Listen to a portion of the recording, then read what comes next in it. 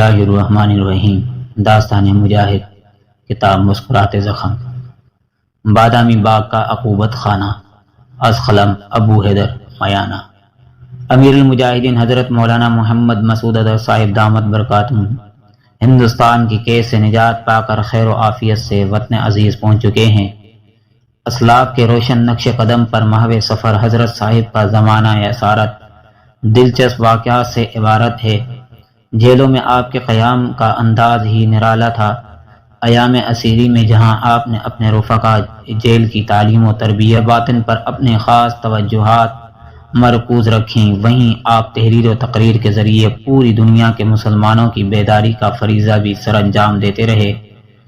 تحریر و ترسیل پر تمام تر پابندیوں کے باوجود آپ نے جیل سے امت مسلمہ کو کم از کم 4 جہادی کتابوں اور سینکڑوں مضامین کا تحفہ دیا، جبکہ جیل سے ایک صفحہ باہر بھیجنا جو شعر لانے کے مترادف تھا۔ جیل کے اندر دشمن انتظامیہ کے ساتھ مصلحت کے روادار نہ تھے۔ جیل میں دشمن انتظامیہ سے ویسے ہی معاملہ فرماتے رہے جیسے جیل میں نہ ہوں بلکہ میدان کارزار میں برسرے پیکار ہوں۔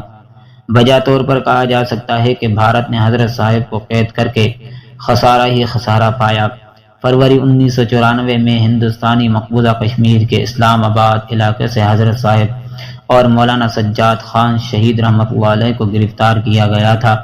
اس کے بعد کئی دن آپ کو آرمی کیمپ میں رکھا گیا، جہاں پوچھ تاچھ کے نام پر بہمانہ مظالم کا بازار گرم رکھا گیا۔ اس کے بعد آپ کو سری نگر میں ملٹری کے بدنام زمانہ ٹارچر سینٹر بادامی باغ یا بی بی کیمپ لایا گیا۔ فروری سے ستمبر 1994 تک آپ اسی ٹارچر سینٹر میں قید رہے۔ اس کے بعد آپ کو ایک ایسی جیل میں لایا گیا جو مجاہدین کشمیر کو قید رکھنے کے لیے خاص طور پر تعمیر کی گئی تھی۔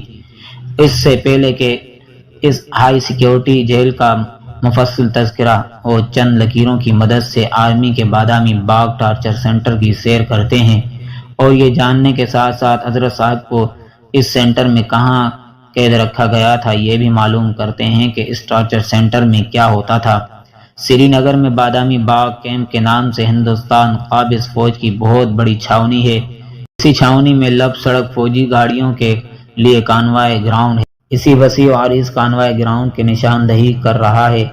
اس کانوائے گراؤنڈ کے ایک حصے کے بالکل سڑک کے پار بادامی باغ ٹارچر سینٹر واقع ہے۔ یہ سڑک ہے جو کانوائے گراؤنڈ اور بادامی باغ ٹارچر سینٹر کے درمیان حائل ہے۔ اس سڑک پر سول و ملٹری ٹریفک سارا دن چلتا رہتا ہے۔ لب سڑک آرمی کا مورچہ ہے جس میں مسلح فوجی دن رات موجود ہوتے ہیں۔ اس مورچہ کے عقب چٹانیں ہیں۔ یہ بھی مورچہ ہے، اس میں بھی مسلح فوجی ہر وقت موجود رہتے ہیں۔ یہ بھی مورچہ ہے، اس مورچے میں مسلح فوجی ہر وقت موجود ہوتے ہیں اور یہ مورچہ قید خانہ کے عقب کی نگرانی کرتا ہے۔ یہ مورچہ میڈیکل روم سے متصل ہے۔ 6 یہ بھی مورچہ ہے جو قید خانہ میں داخلے کے واحد دروازے کے بالکل ساتھ ہے۔ یہاں بھی مسلح پہرے دار ہر وقت موجود رہتے ہیں۔ 7 یہ پھاٹک ہے جو ٹارچر سینٹر کے احاطے میں کھلتا ہے۔ اسی سے گزر کر فوجی گاڑیاں ٹارچر سینٹر میں آ سکتی ہیں۔ 8 ایک اور پھاٹک جو خاردار باڑ کے درمیان لگایا گیا ہے اور خاص قید خانے کی طرف جانے والوں کے کام آتا ہے۔ 9 قید خانہ کی بلڈنگ میں داخل ہونے کا واحد دروازہ ہے۔ 10 قید خانہ کے تنہا دروازے سے گزرنے کے بعد بلڈنگ کی گیلری یا برآمدہ۔ اس گیلری کی بیرونی دیوار میں روشنی یا ہوا کے لیے کھڑکیاں لگی ہوئی ہیں جن میں سے ایک کی نشاندہی نمبر 19 سے کی گئی ہے۔ یہ گیلری قیدیوں کے بیت الخلاء اور غسل خانے میں جانے کے لیے راہداری کا کام دیتی ہے۔ اسی گیلری میں 3 فوجی ہر وقت تعینات رہتے ہیں اور قیدیوں کی نگرانی کرتے ہیں۔ 11 بڑی گیلری میں کھلنے والے 2 تنگ و تاریک راستے ہوں جو اس قید خانہ میں بنائے گئے سیلوں میں جانے کے لیے استعمال ہوتے ہیں۔ انہی دوران ستون میں سے ایک میں بیٹھ کر حضرت صاحب اپنے رفقا کو درس قرآن دیتے رہے۔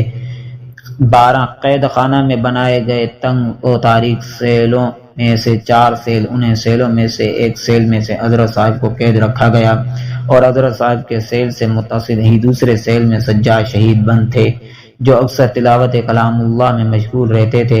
حضرت صاحب جس سیل میں مقیم تھے اسے سبز رنگ سے نمایاں کیا گیا ہے۔ ان سیلوں میں سے ہر ایک کی لمبائی 6 فٹ اور 6 فٹ کی چوڑائی ہے۔ ٹارچر سینٹر کی بلڈنگ کی چھت کے علاوہ ایک دوسری چھت ان سیلوں پر بنائی گئی ہے جو آہنی سلاخوں کی بنی ہوئی ہے۔ 4 سیلوں کی دوسری قطار، ان کل 8 سیلوں میں حضرت کے رفقا جیل کو رکھا گیا تھا۔ دوسرے لفظوں میں یہ سب سیل مہمان مجاہدین کے لیے مخصوص تھے۔ ان سیلوں میں روشنی کا کوئی انتظام نہیں تھا۔ 14 قید خانہ کے 3 بڑے لاک اپ، ان میں مقامی مجاہدین کو رکھا گیا تھا۔ 15 آرمی کے زیر کنٹرول بادامی باغ ٹارچر سینٹر کا اکلوتا غسل خانہ۔ یہ غسل خانہ تقریباً 100 مجاہدین کے نہانے، کپڑے دھونے، برتن دھونے اور 5 وقت وضو کرنے کے لیے بنایا گیا تھا، اور جبکہ مقامی مجاہدین کو مہمان مجاہدین سے الگ بند رکھا جاتا تھا اور ہر قسم کی ملاقات پر پابندی عائد تھی۔ یہ غسل خانہ میٹنگ روم کے کام آتا تھا اور یہیں آپس میں اہم مشورے بھی ہوتے تھے۔ 16 قید خانہ میں بنے کئی بیت الخلاء ان کے سامنے بنی راہداری بھی ملاقات کا کام دیتی ہیں۔ یہ بیت الخلاء صرف اسی ٹارچر سینٹر کی چھت کے نیچے واقع تھے، بلکہ سیلوں کی اس قطار کے بالکل قریب واقع تھے جس میں حضرت صاحب کو قید رکھا گیا تھا۔ اس کے باوجود بزدل، خوف و زدہ دشمن حضرت صاحب کو ہتھ کڑی لگا کر بیت الخلاء لے جاتے تھے۔ 17 میڈیکل روم ٹارچر سینٹر میں واقع قید خانہ کے عقب میں بنے اس میڈیکل روم کو یہاں مرکزی حیثیت حاصل تھے۔ نئے آنے والے قیدیوں کا یہی استقبال کیا جاتا تھا اور میڈیکل چیک اپ کے نام پر آرمی ڈاکٹر وحشیانہ مظالم کرتے تھے کہ انسانیت سے سکتی۔ کالی دیوی کے پجاری ڈاکٹر اپنی درندگی کا بھرپور مظاہرہ کرتے۔ دوا مانگنے پر لاٹھیاں برستی تھیں۔ جب حضرت صاحب کو بادامی باغ لائے تو پہلے اسی میڈیکل روم میں لے گئے، پھر لاٹھیاں چلی تو شاید حضرت صاحب کے بدن کا کوئی حصہ اس سے محفوظ نہ رہ سکا۔ اسی دوران ایک لاٹھی حضرت کے چشمے پر پڑی جس سے چشمہ چکنا چور ہو گیا۔ اس کے بعد ایک طویل مدت جیل میں آپ نے چشمے کے بغیر گزاری۔ 18 یہ خاردار تار کی باڑ ہے جسے اندرونی اور بیرونی خطرات سے بچنے کے لیے خاص طریقے سے بنایا گیا تھا۔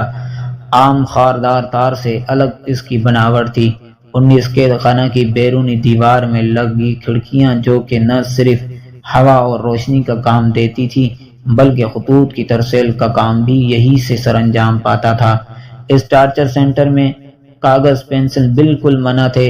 خطوط کے آنے جانے پر سخت پابندی تھی۔ ان حالات میں مجاہدین کے کام کرنے والا آرمی کا خاکردب ٹارچر سینٹر کی بیرونی حصے میں جھاڑو دیتے اسی کھڑکی کے قریب آتا اور کمال ہوشیاری سے اپنے لباس میں یا کسی اور جگہ چھپایا ہوا خط کھڑکی میں رکھ دیتا اور تھوڑی ہی دیر میں کوئی مجاہد نگرانی پر مامور 3 فوجیوں سے تھوڑی دیر کی آنکھ مچولی کے بعد وہ خط اٹھانے میں کامیاب ہو جاتا۔ پھر وہ خط حضرت صاحب یا سجاد شہید رحمۃ اللہ علیہ کی خدمت میں پیش کر دیا جاتا۔ مناسب وقت اور احتیاط کے تقاضے پورے ہونے پر جواب تحریر کیا جاتا اور جب اگلے روز خاکردب جھاڑو گھماتے کھڑکی کے قریب پہنچتا تو خط کھڑکی کے بیرونی طرف لڑکا دیا جاتا جسے کھا کر فنکارانہ طریقے سے اٹھاتا اور کوڑے میں ڈال لیتا اور وہاں سے یوں یہ خط حفاظت سے مجاہدین تک پہنچ جاتا۔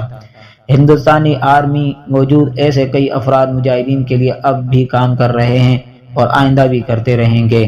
20 بادامی باغ ٹارچر سینٹر کے صحن میں واقع 2 کمرے قید خانے کے سامنے کے حصے میں ہیں۔ ان دونوں کمروں میں اسیر مجاہدین سے بیان لیے جاتے تھے۔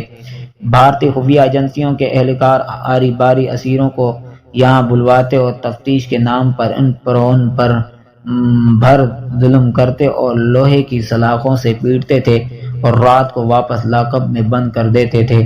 کبھی ان کمروں میں اس قدر ظلم ہوتا تھا کہ اسیر مجاہد زندہ واپس نہیں آتا تھا بلکہ اس کی لاش ہی ٹارچر سینٹر سے باہر جاتی تھی۔ جب تک حضرت صاحب اس ٹارچر سینٹر میں بند رہے ہر روز نئے انداز میں دشمن آپ کو اذیت پہنچاتے رہے۔ دشمن کی طرف سے پہنچائی گئی تکالیف سے کوئی دن خالی نہیں ہوتا تھا۔ اس کے باوجود حضرت صاحب اپنے نظریے پر ہمیشہ ڈٹے رہے۔ آرمی کے بڑے بڑے آفیسر آتے، حضرت سے بحث و مباحثہ کرتے، ادھر ادھر کی بانگ ہانکتے اور مجاہدین کی دہشت پسندی ثابت کرنے کی کوشش کرتے، اور بالآخر حضرت کے علمی دلائل سے شکست کھا کر منہ لٹکائے ہوئے اور یہ کہتے ہوئے واپس چلے جاتے کہ یہ شخص بدلنے والا نہیں۔ اس سینٹر میں دشمن کی پوری کوشش تھی کہ مجاہدین دنیا سے کٹے رہیں، نہ ان کے پاس کوئی ذریعہ خبر ہو اور نہ ان تک کوئی بیرونی خبر پہنچے، مگر اللہ پاک نے اپنی رحمت سے دشمن ہی کے آدمی کے ذریعے ریڈیو کا انتظام کر دیا تھا۔ یہ ریڈیو خفیہ رکھا جاتا تھا، خبروں کے اوقات میں اسے نکالا جاتا اور خبریں سن کر دوبارہ چھپا دیا جاتا تھا۔ ستمبر 1994 میں حضرت صاحب اور ان کے دیگر رفقا کو جموں کی ایک جیل میں منتقل کر دیا گیا۔